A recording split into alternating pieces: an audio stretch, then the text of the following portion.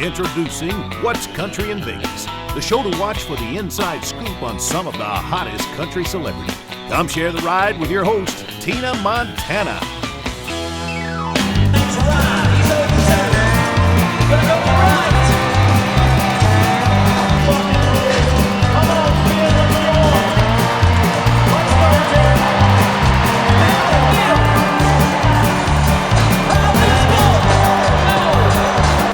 So Shorty, you play a really important role in the PBR. You help save lives of these riders. I mean, how does that feel? Well, it feels great. I mean, that's one of the reasons that I do my job is getting the satisfaction of knowing that a guy gets to go home and hug his wife and kids for one more day, and being able to do that time and time again. We get to do it 35 times a night. It's a special feeling.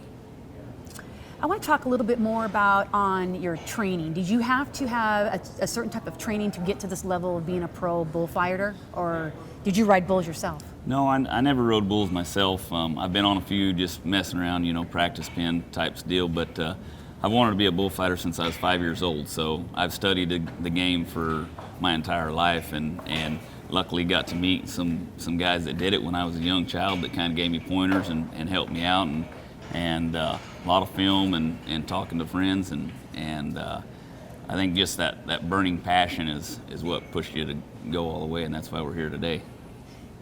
Is that your driving force? I mean, is it the adrenaline rush, or what is it that makes you want to go out head to head with this type of animal? That's I think a big misconception that a lot of people have is that we're adrenaline junkies, and of the four of us that are here at the World Finals, I don't know of any of us that are adrenaline junkies. Is there adrenaline involved in our game? Absolutely. But I think it is. I wanted to be the best in the world since I was a little kid, and I've been fortunate enough to work with a great team of guys that has elevated my game to a spot where I don't think I'm the best in the world, but I think I'm one of the best in the world, and that's because of the team I'm allowed to work with. We all still have the passion, and we all still have that drive, and we push each other, and I think it's a collective effort to keep that fire burning.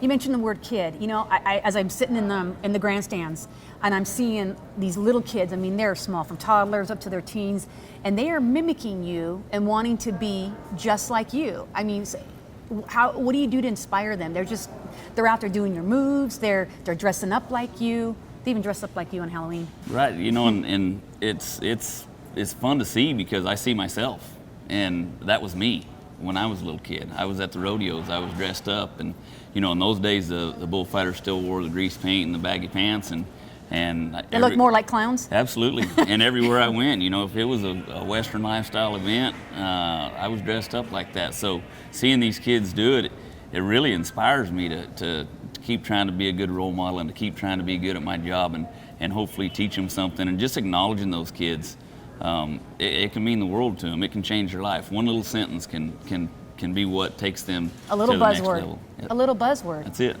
Now, future. What does the future hold for a bullfighter? I mean, it seems like this is an ever-changing type of business. I mean, someone like yourself, where are you going with this? When you're old as I am as a bullfighter, are you old? You don't have much future left. Okay, what is too old to be a bullfighter? I'm 38, but wow, and that's too old. It's getting there. Okay. Most of your bullfighters' careers are ending around 45, 43, 45, and that's Except Flint. He doesn't have to save anyone. He can still make us laugh when he's an old geezer. Okay. But no, it's.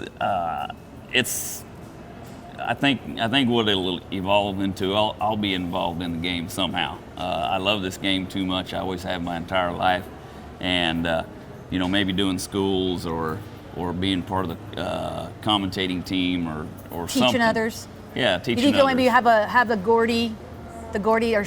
Shorty school of bullfighting? Yeah, I mean it would be fun, and right now my schedule doesn't really allow that. You're on the road a lot. We're on the road a lot. You're on the road a lot. We're on the road about 30 weekends throughout the year, so it's a lot of traveling.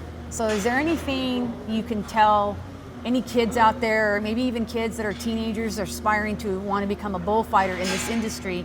What What's important for them to look forward to? What do they need to do to get to where you're at? Well, I think the most important thing, one of the qualities that I've seen that every great bullfighter has ever had was reading animals and just getting around as much livestock as you can and working with them. My suggestion always is to find a sale barn, a livestock auction, and there's a lot of cattle run through those livestock auctions, and they run them through really fast, and so subconsciously you're learning to read animals on the fly, and you get faster and faster and faster at it. And when a cow or bull or steer comes running at you, you're already reading their mind, and that comes a big playing factor in the arena. That's what we got to do, is read that animal, and then we got to figure out where the guy is going to fall, and then how are we going to get that bull led away from him. One of the things I just heard you say I thought was kind of really important was you got to read the animals, and I think that's a really big factor in this game. It is, How do you learn how to do that? I think it's the biggest factor, and to me, it's just being around them as much as you can, and sale barns are a great place to do it because they're running those cattle at you so fast, and subconsciously you're just putting in a day's work, but you're also learning to read an animal as it's coming at you, and you only get to see that animal for maybe a couple seconds, and then he's gone. An animal that could kill you. Exactly, and so what it translates into is speed reading, and you're learning to do that. And in the arena, you have to learn to read that bull's mind in a split second and decide what he wants to do, and then what you need to do to convince him to do what you want him to do. So when you're reading the animals, would it be very similar to like reading horses as a rider, or is it reading a bull a little bit different? You're gonna. Like the way their ears, their motions, do they lick their lips? Some of the similarities. Yep. The only difference is when you're on a horse, you're gonna feel their body language. When you're on the ground in front of a bull, you're gonna have to read it. You don't have that hands-on feel. So you have to see their eyes, see their ears, see their body language, how's their head set, and you have to do it in a really quick manner. You've got to be quick. And the bull's moving the whole time. So it's difficult, but it's something that if you do it enough, you can get good at. Okay, so if I'm out in the grandstand as a spectator and I'm watching you, and now what you've just told me, just give me something that I can look for.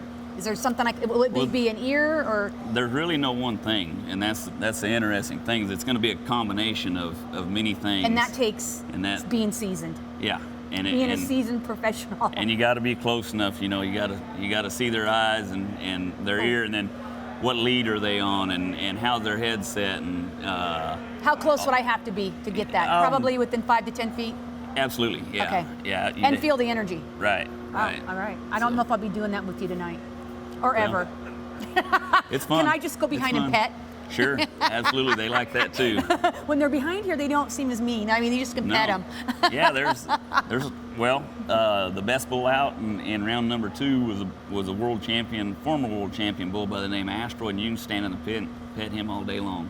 Oh, okay. Yeah. So I'm gonna keep on petting Shorty here, because I think it's being really nice. Right. I always want to say thank you for watching our show. Thank you for tuning in, and remember to keep it real and you keep it country. Thanks for watching What's Country in Vegas. Be sure to like us on Facebook and follow us on YouTube. If you'd like to be a part of our show or are interested in advertising, please use the contact info on the screen.